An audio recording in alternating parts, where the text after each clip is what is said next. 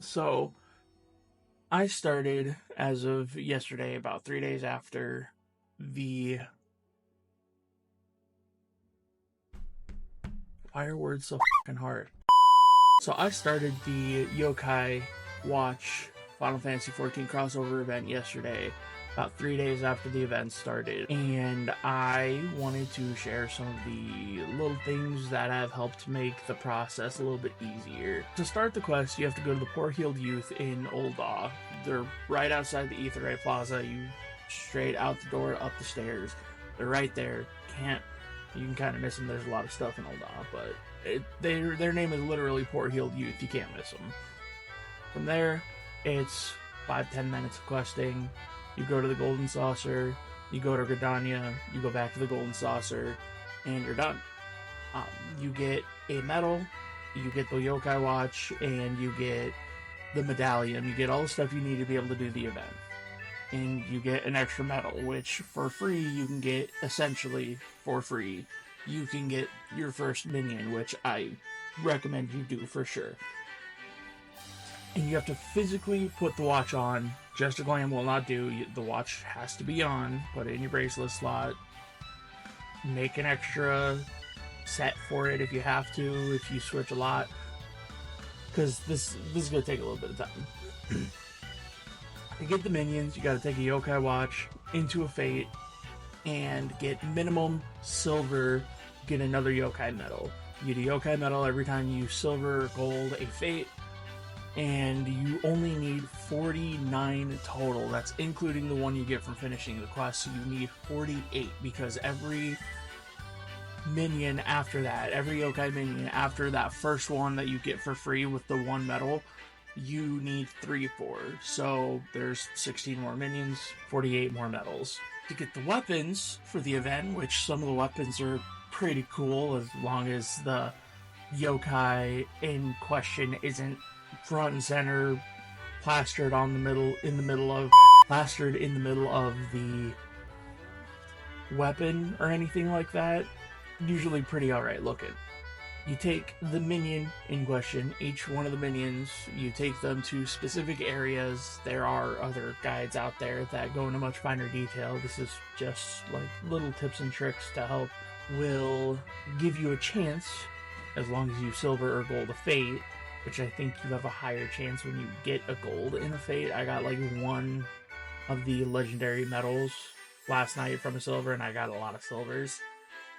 You will get a legendary yokai minion medal, which you can trade for weapons if you want any of the weapons. If you don't, but you still want the minions, obviously this won't be quite as important, except for the getting the minions bit.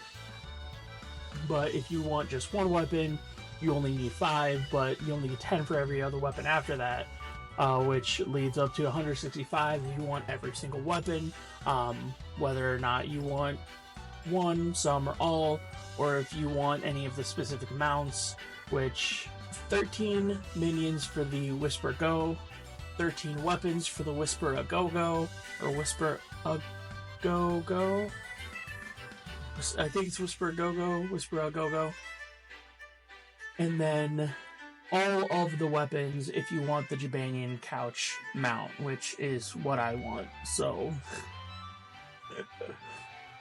struggle bus. First time doing this event, by the way. You take the minion that you want the weapon for. If you want all of them, eventually you're going to have all the minions out, which means you're going to be doing a lot of Fates.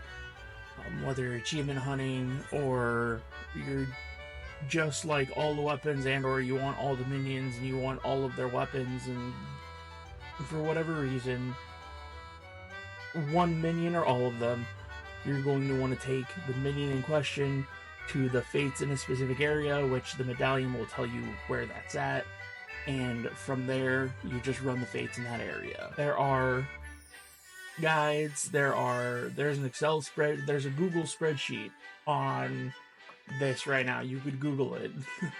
It'll tell you all the places that you can go to get the specific weapon for that specific yokai, and a specific spot where it's prime for it, because the Fates are like really, like, you can just kind of train the Fates or something like that. But again, one minion, all of them, you're going to want to take them to their specific areas and run the fates in that area until you get 10 medals. The first weapon is 5 though, so you're going to need 165 if you want every single weapon. If you just want one weapon, you can get the 5 medals and go trade it in and you should be fine. If you're not sure what weapon you need what minion for, if you talk to the Wandering Executive, they'll tell you. Like, if you go to the Wandering Executive and you go to purchase weapons, if you're looking for a specific weapon, like for a Summoner or for Warrior or Dark Knight, if you go into the specific, it'll say purchase weapons, and you can see, it'll specifically say Summoner's Book or Summoner's Codex or White Mage's Cane, and then it'll tell you what specific minion you need to have out to get the medals, so trade for the weapon. And if you want more than just the first one, every single weapon after the first one, which is 5, requires 10 medals. Now, especially what I've been doing, considering I have had to start making frequent trips to the Gold Saucer because I want to make sure I never run out of MGP for whenever another event requires 200,000 MGP or 400,000 MGP. I've been making frequent stops, so I gotta make sure I have a little bit of time, but I would recommend only making 1-2 trips, maybe. You get a couple minions while you get the first minion, you go out, you get all of the minions, or you get all of the minions. You get all of the medals you need for the first minion, which is the 5, and by then you should have gotten enough to be able to grab at least 4 or 5 more minions. You go, you trade the weapon, you get the minions that you want, or you just start clicking on them to trade for them if you want them all. And then you go out, you do the fates for those minions to get those weapons if you want the weapons, and you make that second trip. You get the rest of the minions, because by then you'll probably have enough for all of the minions. I know I did. I only needed to make 2 total trips for all of the minions. But for the weapons, just as long as you got 5 for the first, 10 for the rest, the 10 medals in your inventory, in one of your retainers, it doesn't matter. You should be fine. Now, I mentioned that you have to get silver or gold ranks on fates. You either can get bronze, silver, or gold. Usually there isn't a lot of people out there. You just go out there, like 1 or 2 other people might show up and help you with a fate, but for the most part you might end up doing fates on your own unless you're out there like grinding relics or something. Now, right now, there are so many people out there. I have been losing track of how many people are out there grinding these medals right now. Oh, there are so many people, and there are so many blue mages. I don't mind the blue mages because they kind of trivialize some of the events, but I was struggling. So to reliably get minimum of silver or gold on fates, especially if you're only just barely able to make it at the end, get a tank class. I already love Warrior, I already love tanking, so I don't mind getting in there, but if you don't have a tank, if you are up to level 30 and have made your way through Heaven's Ward, you can go get the Dark Knight. The Dark Knight quest should be right outside the Broom Aetheryte in the Foundation for Ishgard. And if you don't want to do that, if you're at 60 and I think Stormblood, you will want to go get the Gunbreaker one, which is in Gridania. It's out in like South Shroud, I think. I'll probably just double check that. But if you grab either of those, you should be okay. Just make sure you have an AoE, which, because they're 30 and 60, pretty much start with an AoE and turn on your tank stance. If you're not at that point, or you haven't made it to that point in the story for either class, go to Ul'dah or Gladiator, or you can go to Limsa Lominsa for the Marauder, which becomes Warrior. my favorite.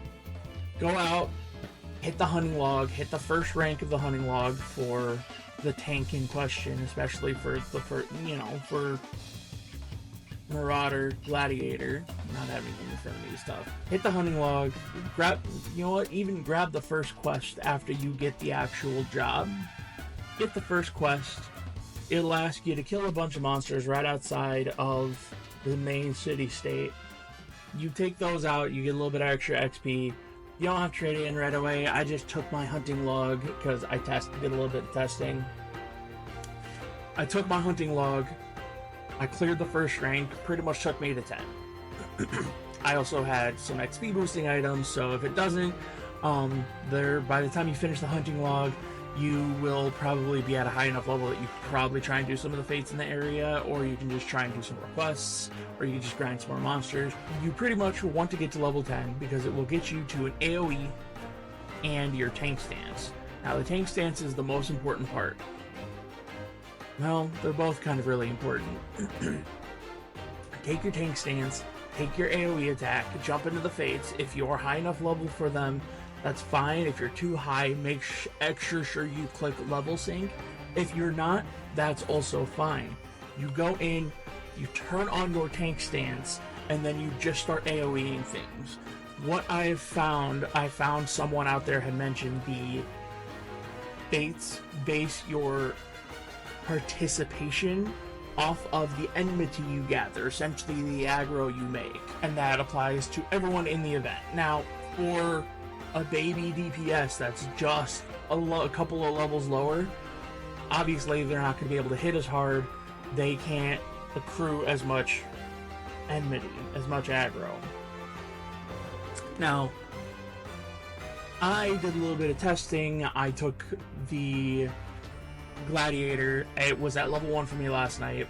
Got it to level 10, and before then I tried a couple fates. Couldn't do anything. Couldn't even get in. I mean, that didn't even have my AoE, so it didn't really matter. Took my Paladin and really only got bronzes if I could even place at all, and I got to some of those fates earlier. Then when I got to level 10, I started using my AoE, turned on my tank stance, and I started reliably getting silvers and golds. So even if you don't like tanking, at the very least, go get one of the tank classes, turn on the tank stance, and make sure you grab the AoE and you just start spinning away, baby. The Paladin, I was using the Paladin last night, and he's got an attack called Total Eclipse, which he just big old Legend of Zelda spin attack. That is the most reliable way to get silvers and golds. From there, it's a drop chance of getting the medals in question. So, good luck out there, folks. 1 week later. So, just to show off that I've been at this for this weekend and last weekend. This is officially the 4th of May, and I have done some working on it. I've only got Manji-Mutt, Hovernien, and the 4 demi-human minions to finish, which I thought it would take me at least a couple more weekends, but I'm moving pretty on. I'm ahead of pace. I'm ahead of pace for where I wanted myself to be. I thought this would take a couple more weekends. I'm already almost done. Now, things are not quite as crazy. Emphasis on quite as crazy, but here it is a week later.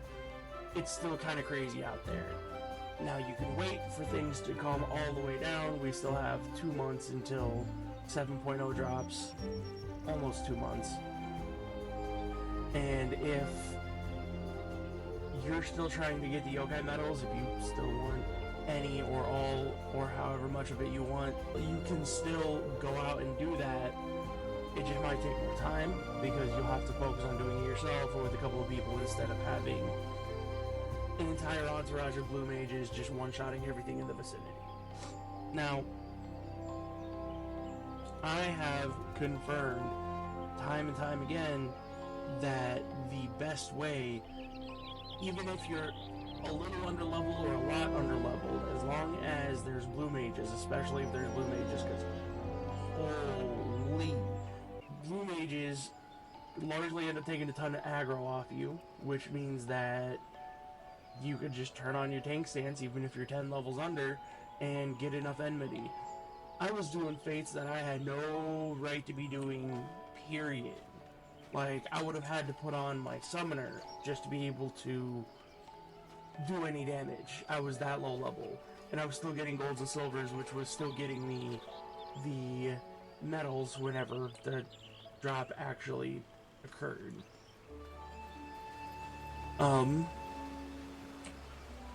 Yeah, it's so far so good. Made a lot of progress. I'm only about 5-6 minions away now, and once I have all that done, I'm gonna put them all in my armor, stop worrying about all of them, and go back to grinding, crafting, and gathering to prep for Dawn Trail. Speaking of, I'm gonna go cause some trouble. Manjima needs North Shroud? South Shroud, okay. No, we want South Shroud. That was weird. So, take that tank. You don't have to like tank. Just get your tank, get it to tank stance. Now, granted, if you only do like the bare minimum for tanking, and so you just get like one of the 2 level 10 tanks, you will likely have to go in with your main class for the 3.0 and 4.0 minions, because the demi-human ones want you to do this stuff in Perthis, as is law, just all of the 3.0, 4.0 areas. They say it in there. Yeah, so for these characters, for these minions, you want to specifically go into 3.0, 4.0 areas. That's where they want you to do this in. You'll have to go to the Fringes, Ruby Sea, Yansha, the Peaks, the Locks, Azim Steppe. They'll want you going to Az's Law, Kurthis, the Dravanian lands, the Turning Mists, to go get their medals. So you will more than likely need either Dark Knight or Gunbreaker. Now, if there's no one out there, then you can probably relax. But if there's a bunch of people out there and you see a bunch of blue mages, throw your tank on, turn on tank stance, spin to win, do your AoE. The AoE is really, really important because you don't have to worry about trying to target stuff. You can literally just dive in. You can just dive in and start just AoEing and just start hitting things. Even if you don't get aggro on yourself, you're still generating enough aggro that you will get silvers and golds. That is the surefire way of getting these medals when there's a bunch of people out here. And like I said, you can slow down, you can wait until the event winds down, there's only a handful of people out there, or party up with people later down the road. But at the end of the day, that's really your guys' call. Nevertheless, I'm almost done.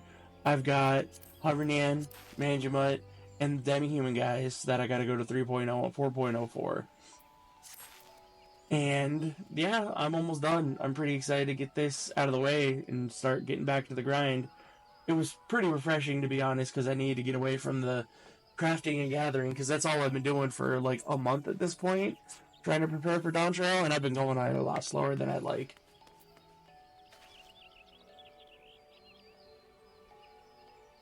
Why is there a lost child out on the road?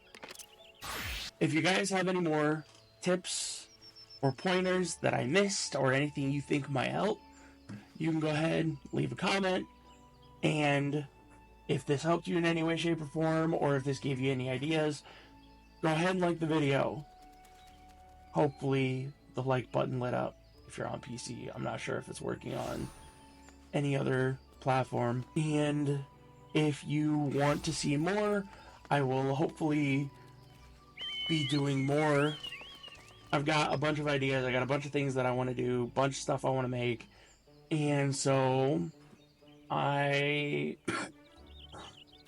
bunch of sprouts. What the So I hope this helped. And if you want more, I intend on coming out with more stuff. It might take a while at first, but hopefully at some point I can start really cranking material out. If you guys want to see more of that, don't forget to subscribe, hit the notification bell. You do that stuff, it'll help me. More people see me in the algorithm, all that fun stuff. Thank you for watching. I'll see you guys later. And don't forget the most important thing, pet Torgal. He's a good boy. He deserves it.